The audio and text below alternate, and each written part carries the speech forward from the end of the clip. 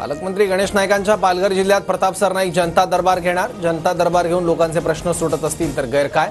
पक्ष आणि संघटना वाढवण्यासाठी मोकळीक, सरनाईक यांचं वक्तव्य।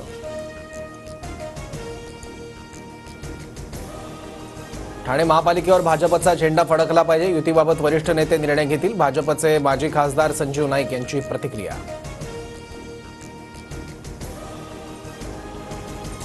महायुतीच्या लोकांसोबत संघर्ष करावा लागतो, परभणीच्या पालकमंत्री मेघना बोर्डीकर यांचं विधान।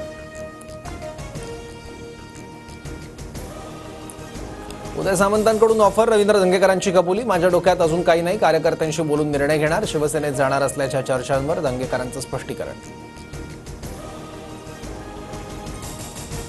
रवींद्र धंगेकरांच्या मफलरवर धनुष्यबाण आला तर आवडेल, सर्वसामान्य कार्यकर्त्याला ताकदीने काम करायचं असल्यास शिंदेशिवाय पर्याय नाही असं धंगेकरांना निमंत्रण दिलं, मंत्री उदय सामंतांची माहिती। कृषीमंत्री माणिकराव कोकाटेंच्या राजीनाम्यासाठी आव्हाडांचं विधानसभाध्यक्षांना पत्र, राहुल गांधी सुनील केदारांवर तात्काळ कारवाई, आता कोकाटेंचं निकालपत्र पोहोचायला उशीर कसा होतो, आव्हाडांचा सवाल। मराठा आरक्षणासाठी कोल्हापुरातील शासकीय विश्रामगृहात बैठक सुरू, राज्यभरातील मराठा संघटनांचे प्रतिनिधी उपस्थित, आंदोलनासह पुढील दिशा ठरवली जाणार। सीमा प्रश्नाच्या आंदोलनात शिंदेंचं नाव कधी दिसलं नाही, शिंदेंना अटकेची भीती होती म्हणून ते कधी शिंदे बेळगावला गेले नाहीत, राऊतांची टीका।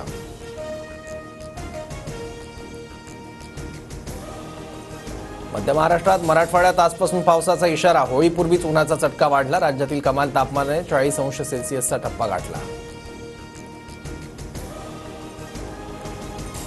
आयसीसी चॅम्पियन्स ट्रॉफीत आज भारत पाकिस्तान महामुकाबला, दुबई आंतरराष्ट्रीय क्रिकेट स्टेडियमवर दोन्ही संघ भेटणार, दुपारी 2:30 सामन्याला सुरुवात होणार।